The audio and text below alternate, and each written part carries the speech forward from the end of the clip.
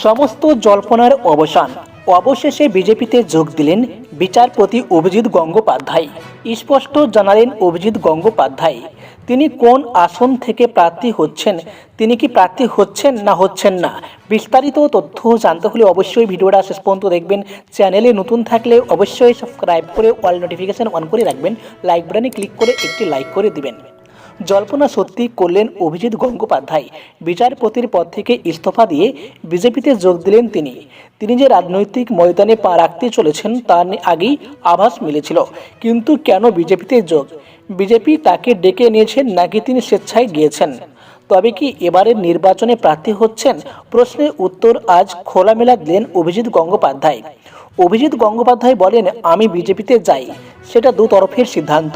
বিজেপির তরফ থেকে প্রস্তাব এসেছিল। এই বিষয়টা নিয়ে আগেই ভাবনা চিন্তা করেছিলাম। আমি 7 দিন ধরে ছুটিতে ছিলাম। আমি শেষ ওই 7 দিনেই চিন্তা ভাবনা করেছি। তবে কেবল সন্দেশখালির মতো ঘটনাই যে তাকে এই সিদ্ধান্ত নিতে অনুপ্রেরণা দিয়েছে তেমনটা নয়। তার বক্তব্য, সন্দেশখালির মতো ঘটনা রাজ্যের আরও অনেক জেলায় রয়েছে। অভিজিৎ গঙ্গোপাধ্যায় স্পষ্ট করেন, বিজেপির সঙ্গে আমার সঙ্গে বিজেপির শেষ 5 থেকে 6 দিনের মধ্যে যোগাযোগ করেছি। তো বন্ধুগণ, আশা করি আপনারা বুঝতে পেরেছেন। এই ছিল আপডেট।